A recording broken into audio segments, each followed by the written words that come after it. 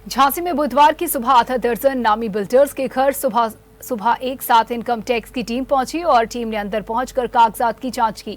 इसमें विशन सिंह, वीरेंद्र राय, विजय सारावगी और दिनेश सेठी, राकेश बघेल, विनोद सोनी आदि बिल्डर्स के घर पर छापेमारी जारी है। रेड क्या होती है, किस तरह की जाती है, इस बात को समझने के लिए हमारे झांसी संवाददाता कुलदीप अवस्थी ने चार्टेड अकाउंटेंट निमिष खन्ना से खास बातचीत की। बुधवार की सुबह कुछ ऐसा हुआ जिससे आम जनता असमंजस में आ गई। एक साथ कई टीमों ने अलग अलग बिल्डर्स के घर जाकर उनके यहाँ पे रेड शुरू की।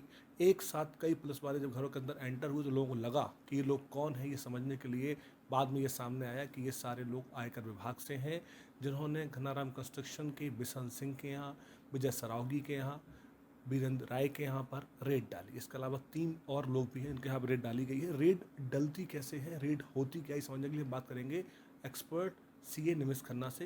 निमिष जी, रेड डालने का पैरामीटर क्या है और किन के ऊपर रेड डल सकती है?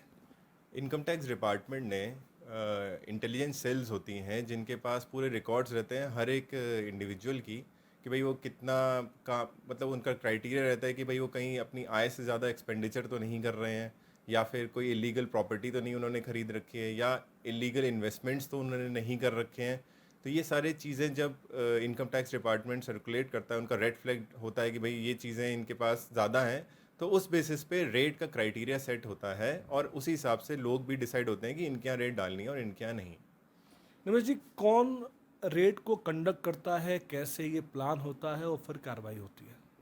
जो इनकम टैक्स के अधिकारी होते हैं वो पूरा पहले तैयार करते हैं कि भाई कहाँ टैक्स एवेजन हुआ है, कौन सी इलीगल प्रॉपर्टीज़ हैं, उसको प्रेजेंट करते हैं। फिर जो बड़े अधिकारी होते हैं इनकम टैक्स के, जैसे कि डायरेक्टर जनरल, डायरेक्टर या फिर चीफ कमिश्नर, कमिश्नर लेवल के अधिकारियों के पास प्रेजेंट करते हैं कि भाई हम इस वजह से रेड कंडक्ट करना चाह रहे हैं।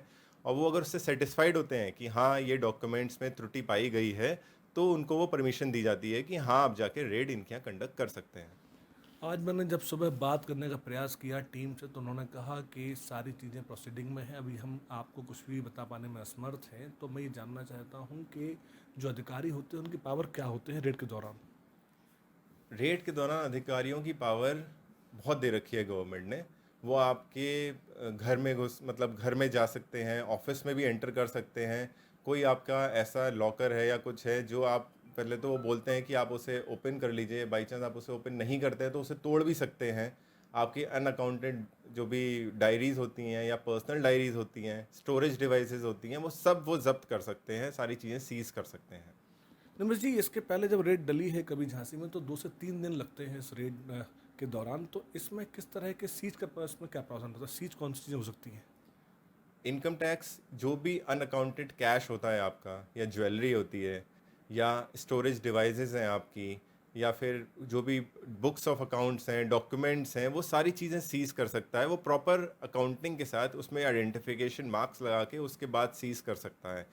सीज जो आपने डिस्क्लोज कर रखी हैं चीज़ें, जैसे कि आपने अपनी बुक्स में डिस्क्लोज कर रखी हैं कि आपके पास एसेट्स कौन कौन से हैं, कैश कितना है, ज्वेलरी कितना है, तो इनकम टैक्स डिपार्टमेंट वो चीज़ें सीज नहीं करता है। बाकी सारी चीज़ें वो विद प्रॉपर अकाउंटिंग सीज कर सकता है।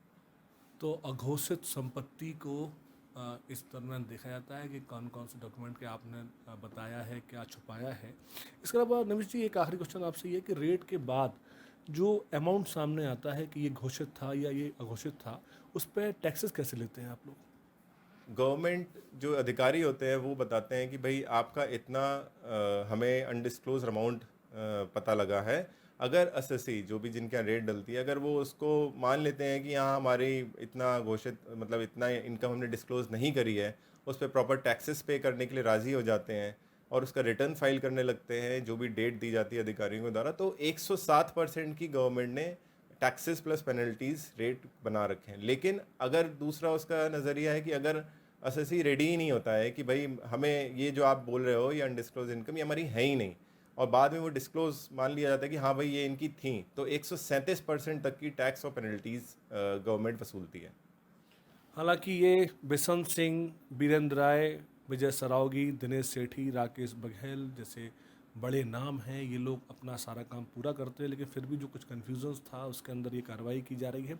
इसके अलावा एक बात और कि 30 लाख रुपए से ज़्यादा की जब कोई बैनामा आप कराते हैं तो वो अपने आप इस बात को इंगित करता है कि ये पैसा कहाँ से आया है, कैसे खर्च किया गया है। तो वो 30 लाख से ज़्यादा की रजिस्ट्री, भले ही आपने वो रजिस्ट्री कराई हो, 1 लाख में दान पत्र भी हो, लेकिन वो देखती है गवर्नमेंट के आपने। अगर आपको हमारा वीडियो पसंद आया हो तो हमें लाइक करें, सब्सक्राइब करें और ज्यादा से ज्यादा शेयर करें। और हाँ, बेल आइकॉन दबाना ना भूलें ताकि हर खबर का अपडेट आप तक पहुंचे तुरंत। आप हमें इंस्टा, ट्विटर और फेसबुक पर भी फॉलो कर सकते हैं। हमारी आईडी है @JMT News Flash।